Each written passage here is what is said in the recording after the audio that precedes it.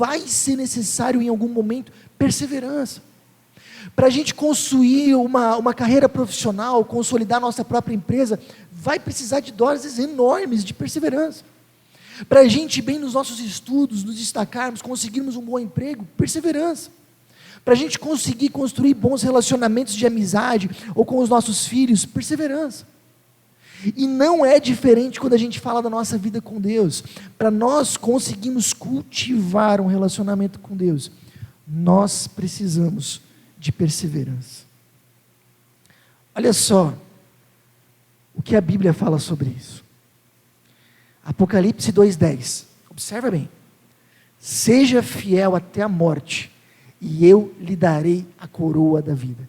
Seja fiel até a morte, e eu lhe darei a coroa da vida.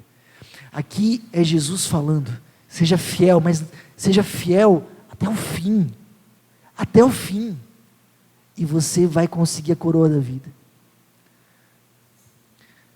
Jesus, em Mateus 24:13, fala, mas aquele que perseverar até o fim será salvo. Olha só, aquele que perseverar até o fim. Não adianta só nós começarmos um bom relacionamento com Deus. Nós precisamos permanecer nesse relacionamento até o final.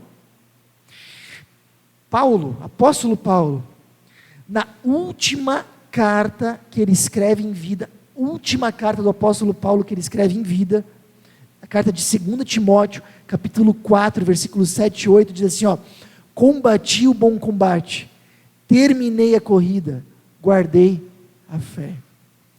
E agora me está reservada a coroa da justiça, que o Senhor, o justo juiz, me dará naquele dia. Vocês sabem qual é o meu maior sonho de vida? Sendo bem sincero, o maior sonho de vida meu é chegar lá no final, naquele momento em que eu estou me despedindo da vida aqui. Eu quero, com tranquilidade e sinceridade de coração, poder dizer essa mesma frase. Poder dizer, combati o bom combate. Minha vida, meu tempo e minha energia foram na direção certos. Eu guardei a fé. Eu completei a corrida. Eu fui até o final, guardando a minha vida com Cristo. Isso é o que eu mais quero. Naquele momento, onde meus olhos se fecharem para esse mundo e se abrirem para a eternidade, eu quero poder, com a consciência tranquila, poder dizer exatamente isso aqui. Deixa eu ser sincero para vocês. O que eu mais quero para os meus filhos não é que eles sejam um sucesso profissional. Eu quero isso, mas não é o que eu mais quero. O que eu mais quero para os meus filhos não é que eles tenham uma família, embora que eu quero isso. O que eu quero para os meus filhos, o que eu mais quero para os meus filhos, é que eles cheguem no final da sua vida e possam dizer a mesma coisa. Combati o bom combate, completei a corrida, guardei a fé. Para que a gente possa aproveitar juntos, não só os anos que Deus nos der aqui, mas toda a eternidade. O que eu mais quero para a vida da minha esposa, é que ela chegue até o final, com Cristo. O que eu mais quero para a vida de vocês, de tudo, é que vocês cheguem até o final, até a linha de chegada, com Cristo. Agora, essa não é a realidade que muitas vezes a gente vê. Eu tenho visto muitas pessoas ficando pelo caminho. Muita gente. E não só agora, né? Na minha vida toda.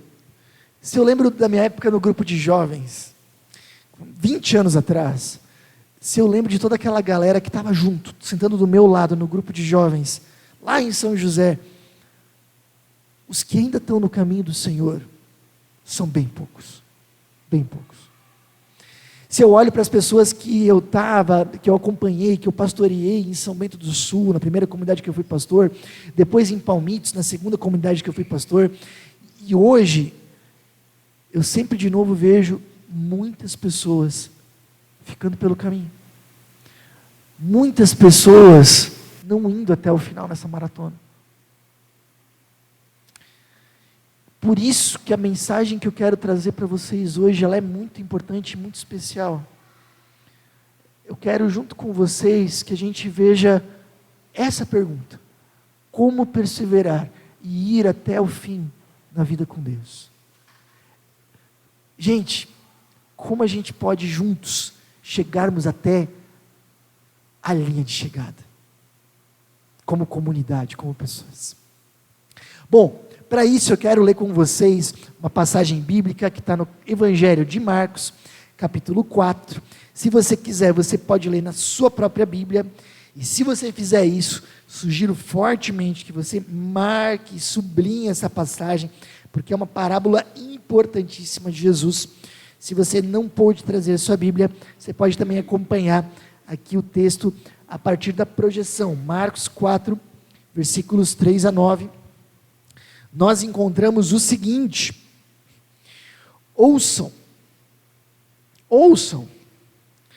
um lavrador saiu para semear.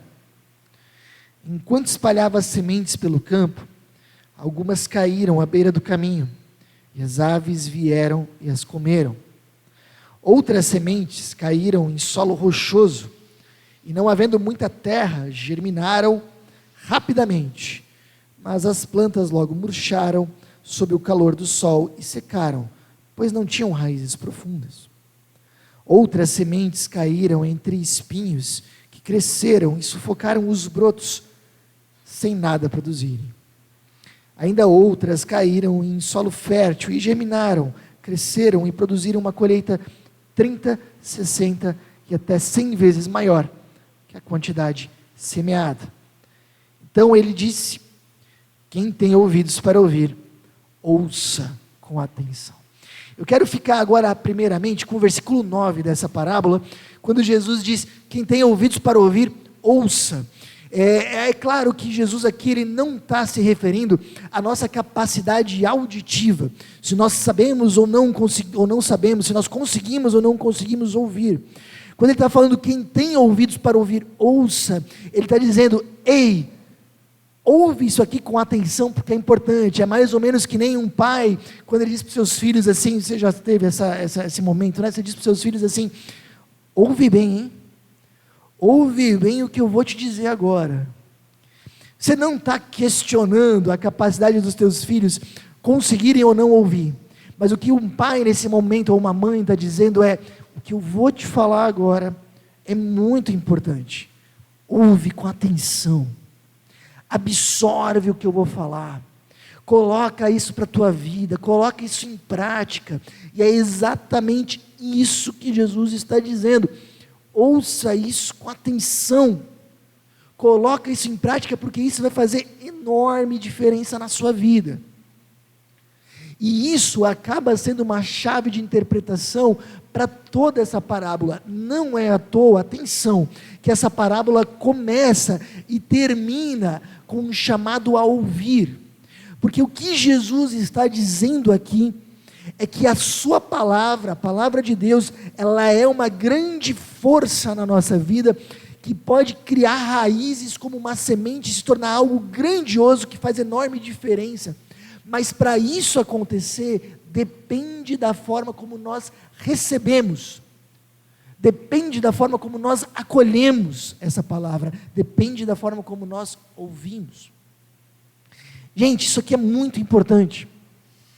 A palavra de Deus nessa parábola, comparada a uma semente, ela entra na nossa vida como uma força viva, e ela pode crescer no nosso coração. Às vezes começa pequeno, às vezes começa tão insignificante, a gente não vê muita mudança na nossa vida, mas com o tempo, a palavra de Deus na nossa vida pode crescer, se fortalecer, criar raízes, pode fazer enorme diferença em nós. Mas não só isso, ela pode dar frutos, ela pode se multiplicar, ela começa a fazer diferença na vida do que nos cerca. Se nós vivermos com Deus e aprendermos a acolher a sua palavra, isso fará, com toda certeza, diferença na vida dos nossos filhos, do nosso cônjuge, das pessoas que trabalham com a gente, das pessoas que moram ao nosso redor. Esse é o poder da palavra de Deus. Mas para isso ser uma realidade de acordo com Cristo, nós precisamos aprender a acolher, a receber essa palavra, a ouvi-la com atenção. Ou seja, se nós viemos a uma igreja, ouvimos da palavra, e ela não gera muitos frutos em nós, e depois de 6, 8, 10, 12 meses, nós olhamos para trás, e nós ainda continuamos os mesmos, o problema não é a palavra, não é a semente. O que Jesus está dizendo é que o problema é o solo, a maneira como nós estamos a recebendo. Perceba a seriedade, grava bem isso aqui, a seriedade daquilo que Jesus está dizendo aqui. A forma como nós recebemos a sua palavra pode abortar o processo do que Deus está fazendo em nós. Eu vou repetir porque isso é realmente muito importante. A forma como nós acolhemos a palavra de Deus pode abortar o processo daquilo que Deus está fazendo em nós.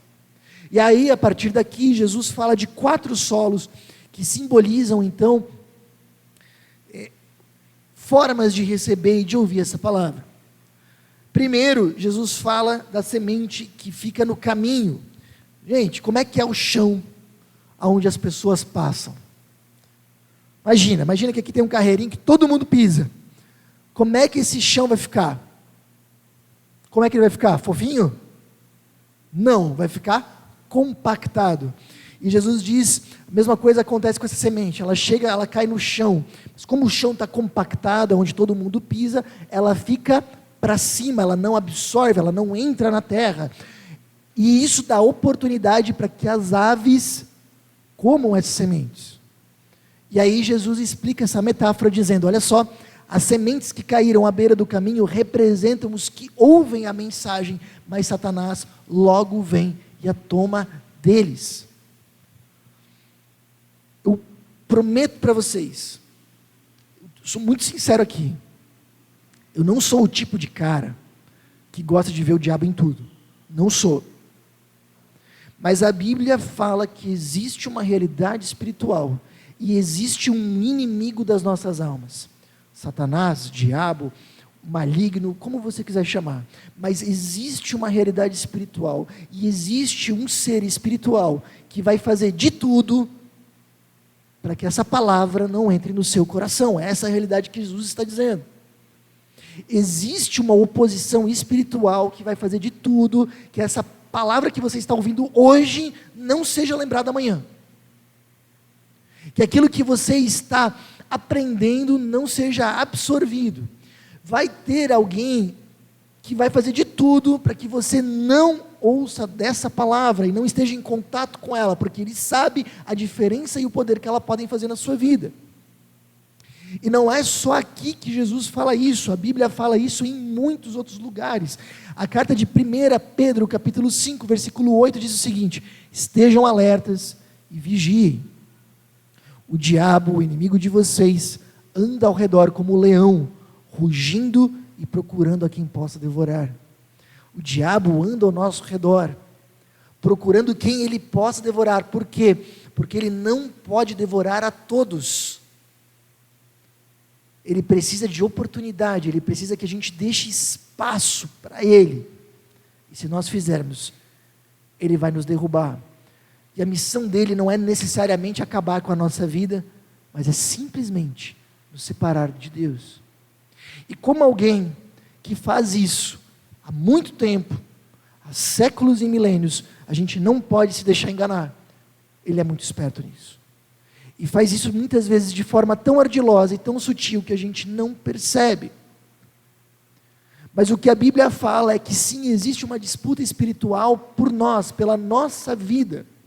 E a gente pode dar espaço para que o maligno trabalhe em nós, abortando o processo daquilo que Deus está fazendo no nosso coração. Isso é uma realidade. C.S. Lewis, ele escreveu um livro genial, chamado Cartas de um Diabo a Seu Aprendiz, onde ele o C.S. Lewis é um autor cristão, um dos autores cristãos mais importantes da história, e nesse livro ele simula como se fosse um diabo mais velho, ensinando um diabo mais novo a como desviar pessoas. É um livro excelente, vale muito a pena a leitura também. 2 recomendações para vocês, hein? Eu já li essa frase na semana passada, mas eu quero reler ela, porque ela mostra de uma forma muito contundente como o diabo pode ser ardiloso e sutil na sua estratégia para nos afastar de Deus. Ele fala o seguinte: se não conseguirmos, como se fosse um diabo mais velho, então ensinando o mais novo, se não conseguirmos impedir que o paciente vá à igreja, ao menos devemos torná-lo um vagabundo ou um descomprometido de igrejas. Faça-o pensar que sua religião é uma questão pessoal entre ele e Deus, que pode ser cultivada sozinho em casa. Se conseguir ver a igreja apenas como um local para instrução ou inspiração, e não como um corpo vivo do qual ele é membro, então teremos vencido. Olha só, às vezes o inimigo é tão sutil que tudo que ele precisa fazer é nos fazer acreditar que a gente consegue cultivar uma vida com Deus sozinhos, e está tudo bem assim, e a gente se distancia da comunidade cristã, que é onde Deus quer que a gente esteja, e onde a sua palavra é semeada, e aos pouquinhos, nossa fé vai se desfazendo. Eu creio do fundo do coração, que o inimigo consegue ser tão sutil, que muitas vezes ele já conseguiu fazer o que ele precisava para abortar o processo de Deus nas nossas vidas, e nós nem mesmo percebemos. Existe uma realidade espiritual, um grande inimigo das nossas almas, que quer nos afastar de Deus. Mas Jesus continua, ele diz agora, pensa que essa semente chegou num segundo tipo de solo, que é um solo pedregoso, e Jesus fala, aqui essa semente já foi um pouco absorvida, diferente do caminho, onde ela fica completamente à margem. Aqui, a semente já entrou um pouquinho, ela já começou a dar raízes, já começou a crescer, porém como o solo era rochoso, as raízes não conseguiram se aprofundar muito, e quando estava tudo certo, quando era no início da manhã, a planta crescia normalmente, mas quando veio o sol e o calor, como essa planta não tinha raízes profundas, ela morreu, secou e morreu. E Jesus fala, bom, as que caíram nesse solo rochoso representam aqueles que ouvem a mensagem, e sem demora recebem com alegria. Contudo, uma vez que não têm raízes profundas, não duram muito. Assim que enfrentam problemas ou são perseguidos por causa da mensagem, cedo desanimam. Jesus está dizendo, essas são as pessoas que recebem, vêm na igreja, ouvem a palavra, começam uma vida com Deus com alegria e com empolgação. No início talvez eles vêm todo culto, começam a estudar a palavra, mas com o tempo eles não vão se aprofundando muito, não vão estudando muito dessa palavra, e vão criando raízes superficiais. Aqui Jesus está falando, esse é o problema de uma fé superficial. Quando está tudo bem, não tem problema, funciona muito bem, mas quando vem as dificuldades, ela não tem raiz, então a planta morre. Sabe, aqui Jesus está falando da realidade de pessoas que se tornam displicentes em ouvir e estudar a sua palavra. Perdem muitas oportunidades de ouvir dessa palavra. E muitas vezes não estão onde deveriam estar, estudando a Bíblia. E cultivam uma espécie de fé superficial. Aí vem a dificuldade. E elas muitas vezes se distanciam da fé, porque talvez se fazem a pergunta, poxa, como Deus, sendo um bom Deus amoroso, permite que eu sofra isso? Se elas tivessem estudado e se aprofundado na palavra, quando tiveram chances, elas teriam respostas para essa pergunta e conseguiriam passar por essa crise. Ou de repente passam por uma crise, uma dificuldade com a sua comunidade e param de vir porque as pessoas lá de repente não estão mais me tratando como eu gostaria. Se ela tivesse se aprofundado na palavra, ela teria respostas para isso e entenderia com mais clareza o papel de uma comunidade cristã na sua vida e não se distanciaria por causa desse motivo.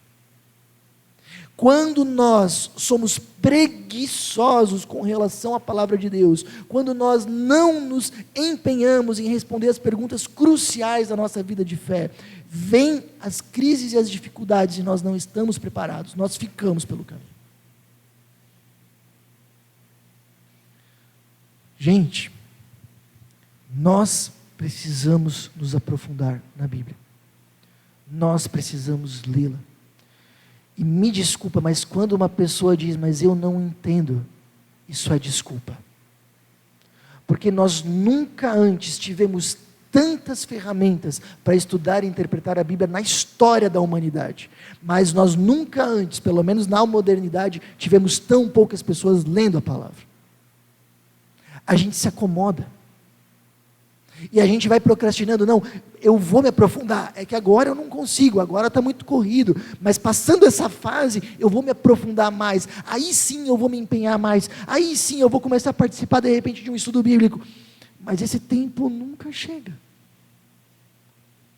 E quando vai ver, a gente está em setembro, e aquilo que a gente queria ter feito em janeiro não foi. Jesus está falando que para nós permanecermos até o fim, é importante que nós nos aprofundemos no seu Evangelho, para que quando cheguem os momentos difíceis, nós tenhamos raízes profundas. Terceiro tipo de solo, são 4, não se preocupe, a gente vai terminar no horário, está tudo certo. Jesus fala de solos que caem na beira, que caem em meio a espinhos, ervas daninhas. E aí Jesus fala, e esses espinhos, talvez no começo pareciam inofensivos, mas eles cresceram. E conforme eles foram crescendo, eles foram sufocando os brotos dessa planta, que passou a produzir mais nada.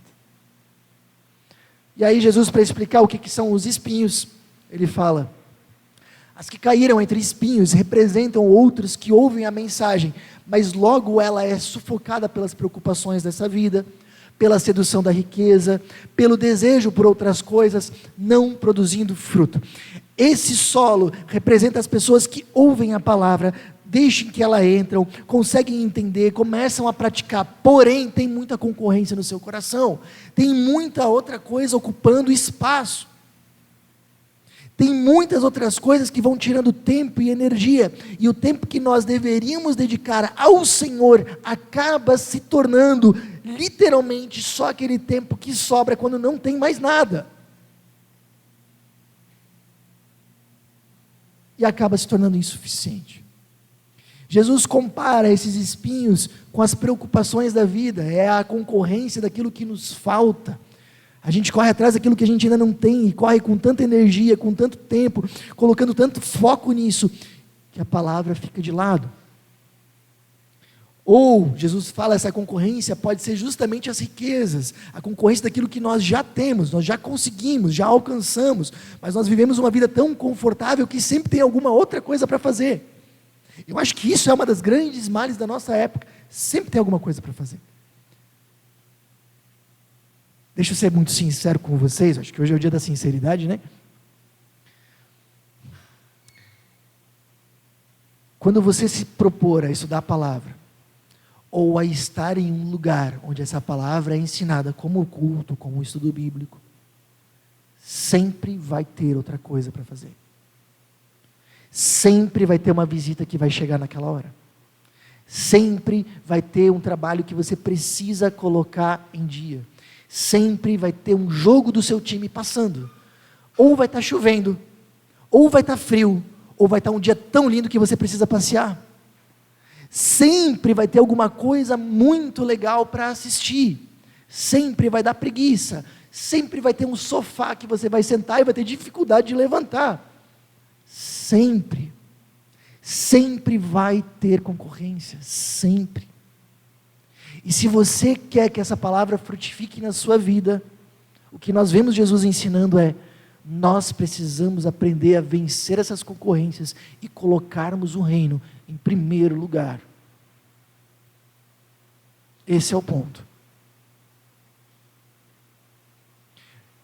Tempos atrás eu li um livro sobre casamento, e esse livro ele falava sobre prioridades, e uma coisa que eu gravei nesse livro, ele falava assim, prioridade não é o que você fala, é o que você faz. E ele falava no contexto familiar, você pode dizer que seu cônjuge está em primeiro lugar, mas não é o que você fala que conta, é o que você faz, é o tempo que você dedica. Você pode dizer que seus filhos são tudo para você, Mas não é o que você fala, porque isso qualquer um fala. É o que você faz, é o seu tempo. É quando você olha para a sua agenda e vê quanto tempo efetivamente você dedica para eles, que você vê se isso é uma prioridade ou não. A palavra prioridade significa aquilo que eu escolho primeiro. Quando eu tenho duas opções, o que eu escolho primeiro. Nós precisamos avaliar se o reino de Deus tem sido uma prioridade na nossa vida realmente, ou se nós temos tido muitas ervas daninhas que parecem inofensivas, porque é só mais um filme, é só mais uma noite, é só hoje. Mas com o tempo elas crescem, e Jesus está falando, elas sufocam, e terminam, e abortam o que Deus está fazendo na minha vida. Ângela do Coord, ela escreveu a frase que vocês receberam hoje na entrada, que dizia: não deixe que contratempos temporários se tornem desculpas permanentes. Grave isso. Não deixe que contratempos temporários se tornem desculpas permanentes. O que eu mais vejo é isso. Pessoas que começam a dizer que eu estou numa fase difícil, mas daqui a pouco eu volto. E aí, esse daqui a pouco eu volto demora 1, 2, 3 semanas, 4 semanas, 1 mês, 3 meses, 6 meses, 1 ano, e às vezes nunca acontece. Não deixe que contratempos temporários se tornem desculpas permanentes. Vale a pena a gente prestar atenção nisso. Por último, Jesus fala do solo fértil. Finalmente essa semente chega no solo fértil. E aí Jesus fala, as que caíram em solo fértil representam os que ouvem e aceitam a mensagem e produzem uma colheita 30, 60 ou até 100 vezes maior que a quantidade semeada.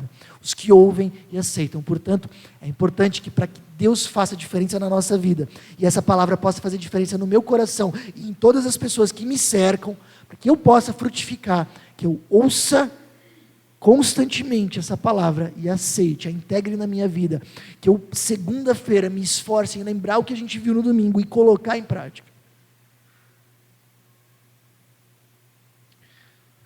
Não creio que o que Jesus está ensinando nessa palavra, e não teria propósito nós ensinarmos ela, é algo do tipo, tem pessoas que são espinhos e não tem o que fazer, tem pessoas que são solo pedregoso e não tem o que fazer, tem pessoas que são solo fértil e não tem o que fazer. Não é isso. Até porque quando um agricultor vai semear, quem é da agricultura, Ariel, aí me ajuda, quando o agricultor vai semear, primeira coisa, uma das primeiras coisas que ele precisa fazer, é preparar o solo. E isso é difícil, é trabalhoso.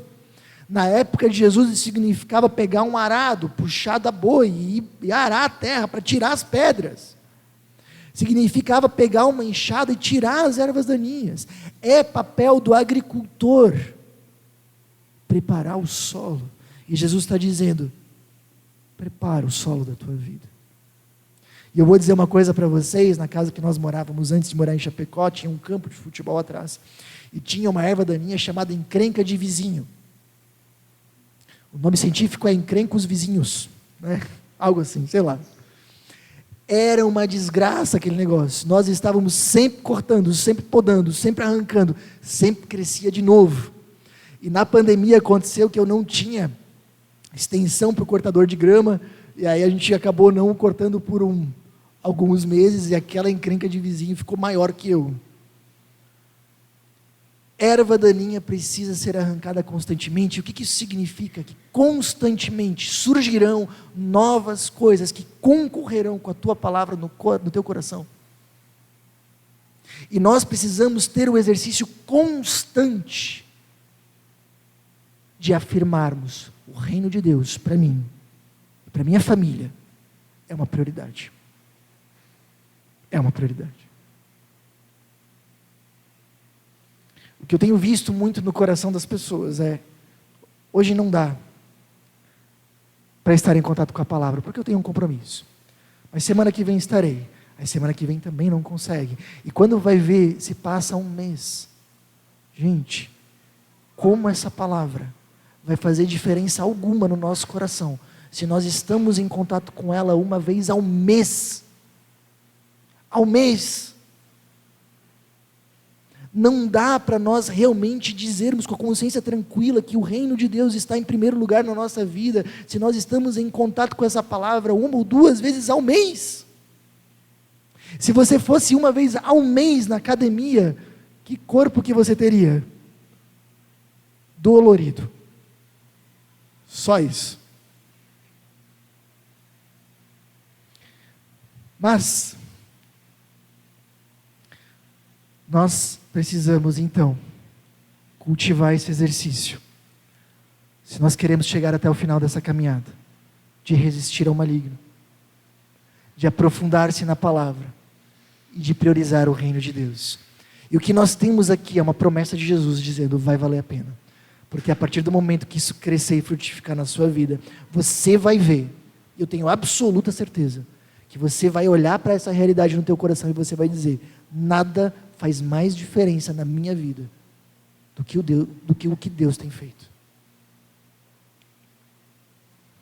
O pastor Luciano Subirá, ele tem uma palavra, uma frase que eu achei muito interessante, que cabe muito bem nesse contexto. Ele diz: no reino de Deus, nós acessamos o que valorizamos.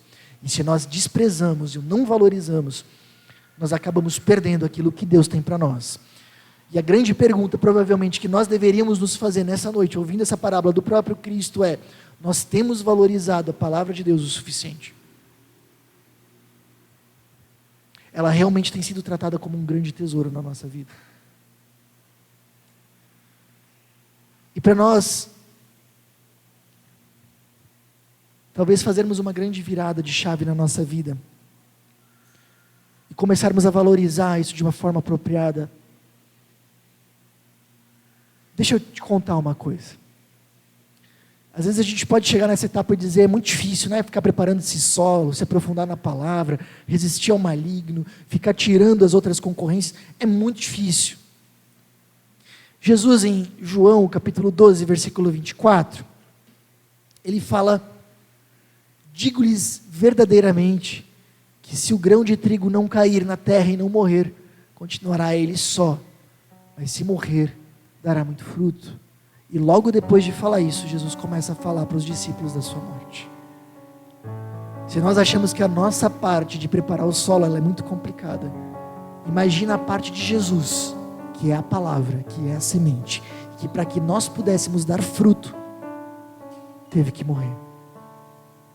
Assim como a semente, ao entrar na terra, ela precisa morrer, ela deixa de ser semente para se tornar outra coisa. Jesus precisou morrer no nosso lugar. Ele usa exatamente essa metáfora. Para fazer parte da tua vida. Para que essa palavra, essa fé pudesse crescer no seu coração. E se tornar uma grande árvore, para que essa palavra pudesse te alcançar e frutificar. E a partir de ti começar um sinal do reino de Deus na tua casa, na tua família, no teu trabalho. Jesus, a perfeita semente, precisou morrer, se sacrificar, assumir o nosso lugar numa cruz, porque essa era a única forma de construir o relacionamento, de possibilitar um relacionamento de novo entre nós e Deus. Valorize essa palavra. Para nós estarmos aqui hoje, ouvindo desse reino e deixando que essa palavra frutifique no nosso coração, custa muito pouco. Custa 1 hora da nossa semana. Mas para Cristo, custou tudo. E eu desejo do fundo do nosso coração que a gente reflita no que Jesus fez no nosso lugar, que a gente reflita no Evangelho de Jesus, na boa notícia: o Filho de Deus, por amor a nós, se entrega, morre no nosso lugar.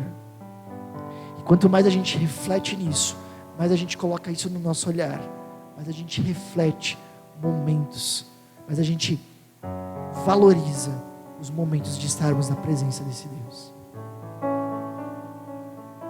Resista ao maligno, se aprofunde na palavra, estude realmente com alegria e vontade, dedicação. Não deixe que nada sugue as tuas energias e a atitude de estar presente onde essa palavra é pregada. E nós vamos juntos seguir até o fim. Avalie na sua vida.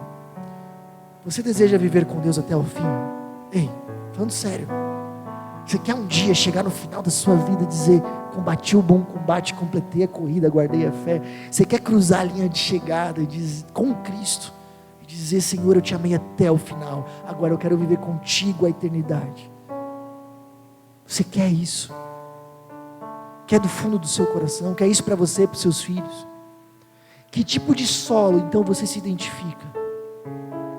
Você tem sido um solo fértil, um solo pedregoso, ou espinhoso, ou beira do caminho? O que pode ser diferente na sua vida? Que atitudes diferentes você pode ter a partir de hoje, impactado por essa palavra e por aquilo que Jesus fez na sua vida? A forma como você usa seu tempo demonstra que Deus está em primeiro lugar. Seja muito sincero, avalie as suas últimas 3 semanas, 2 semanas, a última semana. Você pode dizer com sinceridade: Deus está em primeiro lugar? O que pode ser diferente? Decida permanecer na caminhada com Cristo até o fim. Não fique pelo caminho. Não deixe que sutilmente o diabo te desvie. E além disso, eu tenho um convite especial para te fazer. Nós vivemos um momento especial em comunidade, onde nós começamos um movimento especial de construção, um movimento especial de crescimento. Eu quero te convidar nessa série de mensagens, decidir fazer parte disso. Seja parte desse movimento que nós estamos vivendo, onde a nossa comunidade está crescendo, se multiplicando e alcançando novas pessoas. Seja parte disso. Eu tenho 2 recados rápidos para você que tem acompanhado as nossas mensagens. Primeiro, eu queria muito te encorajar, se for possível, a você participar dos nossos encontros presenciais. É uma forma de nós podermos nos conhecer e de você poder aprender ainda mais com a gente. Segundo recado, se você deseja contribuir financeiramente com a nossa comunidade, todos os nossos dados bancários estão aparecendo agora na sua tela. Essa é uma forma importante de você nos ajudar a espalhar ainda mais a mensagem de Jesus para fazer a diferença no coração de ainda mais pessoas. Pense nisso. Até a próxima!